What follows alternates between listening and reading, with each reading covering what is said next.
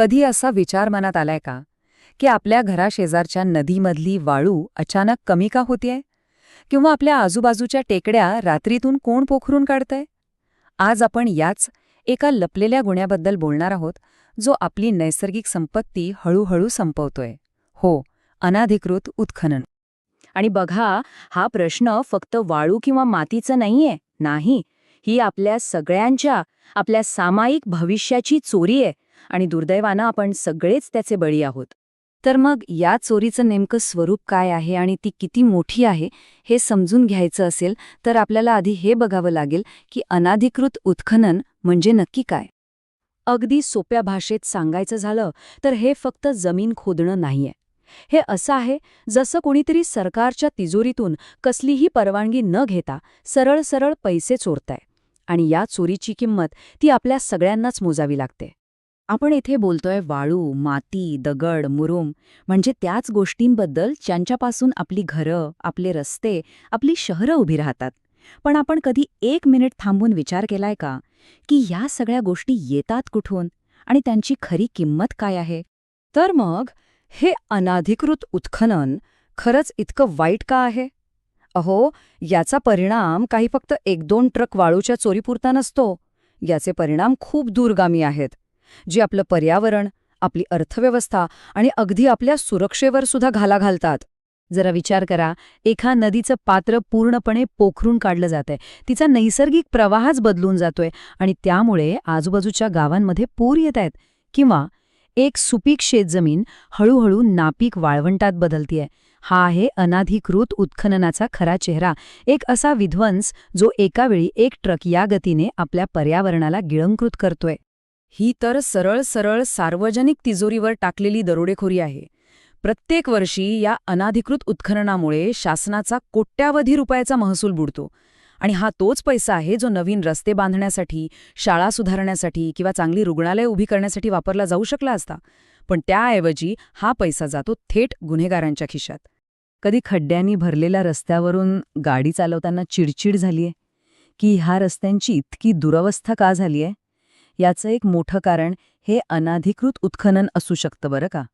क्षमतेपेक्षा कितीतरी जास्त भरलेले अवजड ट्रक आपले रस्ते अक्षरशः तोडून टाकतात, ज्यामुळे त्यांची देखभाल आणखी खर्चिक होते आणि सगळ्यांसाठीच प्रवास धोकादायक बनतो. आणि हो, जे लोक या अवैध धंद्यात सामील आहेत ना, त्यांच्यासाठी याचे परिणाम खूपच गंभीर आहेत. आपण इथे बोलतोय प्रचंड मोठ्या दंडांबद्दल, तुरुंगवासाबद्दल आणि त्यांची वाहनं आणि मशिनरी जप्त होण्याबद्दल. हा एक असा धोकादायक खेळ आहे ज्यात शेवटी शासनच जिंकतं. मग या अवैध धंद्याला रोखण्यासाठी काही उपाय आहे का? तर सुदैवाने कायदा आपल्या बाजूने आहे. आणि तो एका अत्यंत शक्तिशाली शस्त्रासह येतो. ते म्हणजे कलम 48. ही कायदेशीर प्रक्रिया एकदम सरळ आणि कठोर आहे. सुरुवात होते अवैध उत्खननाने, पण ती इतक्यावर थांबत नाही. ती वेगाने मशिनरी जप्ती, प्रचंड दंड आणि अगदी फौजदारी गुन्ह्यांपर्यंत जाऊन पोहोचते. म्हणजे यातून सुटण्याचा कोणताही मार्ग शिल्लक राहत नाही. चला, जरा या आर्थिक दंडावर नजर टाकूया. ही काही किरकोळ रक्कम नाहीये. आपण अशा दंडाबद्दल बोलतोय जो चोरलेल्या खनिजांच्या बाजार मूल्याच्या तब्बल 5 पटीपर्यंत असू शकतो. विचार करा, हा एक असा जबरदस्त आर्थिक फटका आहे जो बहुतेक अवैध व्यावसायिक सहनच करू शकत नाहीत. आणि हे फक्त पैशांपुरतं मर्यादित नाहीये. अधिकाऱ्यांना उत्खननासाठी वापरलेली महागडी मशिनरी म्हणजे लाखो रुपयांचे ट्रक, JCB आणि पोकलेन जागेवरच जप्त करण्याचे अधिकार आहेत. इतकंच नाही तर वरून गुन्हेगारांवर फौजदारी खटले आणि तुरुंगवासाची कारवाई सुद्धा होऊ शकते. म्हणजे बघा, हा एक असा हल्ला आहे जो अनाधिकृत उत्खननाला प्रत्येक कोणातून तोट्याचा सौदा बनवतो. तर कायदा आहे आणि तो खूप शक्तिशाली आहे, पण तो स्वतःहून लागू होत नाही.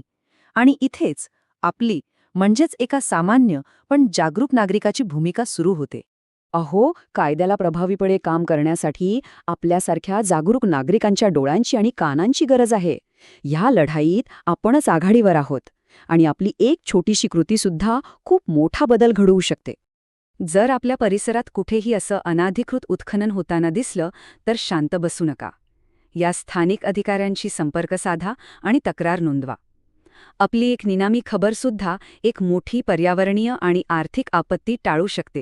तर पुढच्या वेळी जेव्हा आपण एखादी नदी किंवा डोंगर पाहाल ना, तेव्हा हे लक्षात ठेवा की ते केवळ निसर्गाचा भाग नाहीयेत. तो आपला सामायिक वारसा आहे आणि त्याचं रक्षण करणं ही आपली सामूहिक जबाबदारी आहे.